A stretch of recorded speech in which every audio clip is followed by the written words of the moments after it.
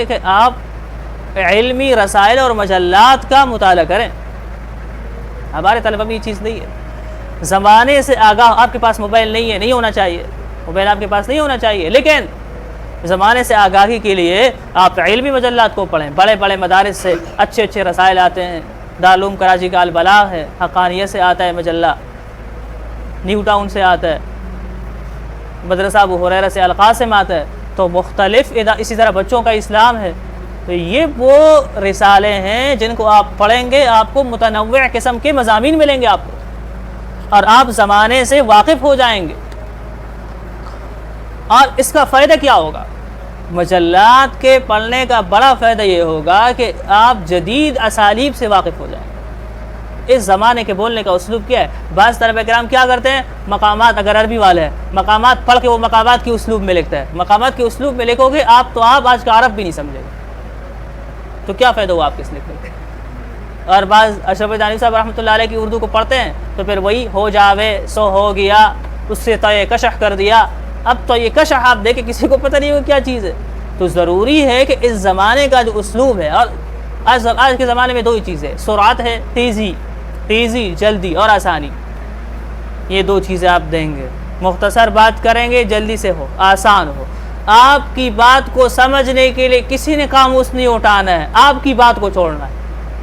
اگر آپ اپنا پیغام پہنچانا چاہتے ہیں تو آپ کی بات کو سمجھنے کے لیے کسی نے قاموس اٹھا کے نہیں دیکھنا. آپ کی بات سمجھ نہیں آئی, وہ اس کے ایک کلک کی دیر ہے وہ ختم کر دے گا اس کو, وہ کسی اور کی سن لے گا. آج گمراہ لوگ کیوں سن رہے ہیں؟ وہ اس انداز میں بات کر رہے ہیں جس انداز کو عام لوگ سمجھتے ہیں. ہم ان کے سامنے اپنے علمی تعبیرات جھاڑتے ہیں, ان کو سمجھ نہیں آتی تو ختم کر دیتے. آسان انداز میں یسرو, آسانیاں پیدا کرو. اور جو دین ہے, دین ہی کو ہم ایسے انداز میں پیش کریں کہ وہ کلمات ہی ان کے لیے بھاری ہو, تو دین کو کتنا بھاری سمجھیں گے؟ بولے پتہ نہیں اتنے گاڑے الفاظ ہیں, عمل کرنا پتہ نہیں کتنا مشکل ہوگا. تو مجلات کو پڑھنے سے آپ کو, اور دوسرا فائدہ یہ ہوگا کہ آپ جدید چیلنج سے واقف ہو جائیں گے کہ اس وقت اسلام کو کیا چیلنج درپیش ہیں, کیا مسائل درپیش ہیں. مسائل کا آپ کو اندازہ ہوگا, پھر آپ کتابوں میں ہر چیز میں وہ آپ کی ذہن میں ہوگا, آپ اس کی تیاری کریں گے.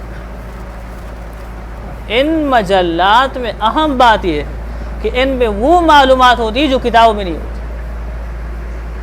یہ کتابیں ان مجلات کے قائم مقام نہیں بن سکتی, اور یہ آپ سے ایک مرتبہ یہ معلومات چلی گئی تو چلی گئی. یہی وجہ ہے کہ آج اگر آپ تحقیقی مضمون لکھیں گے, تحقیقی مقالہ لکھیں گے, تو ضروری ہے کہ اس میں آپ مجلات سے بھی استفادہ کریں. یہ شرط ہے, لازم ہے. آپ پی ایچ ڈی کے لیے لکھ رہے ہیں, اس میں لازم ہے. جو ترقی یافتہ ممالک کی یونیورسٹی ہے وہاں پر, ہمارے ہاں تو کچھ بھی ہو سکتا ہے.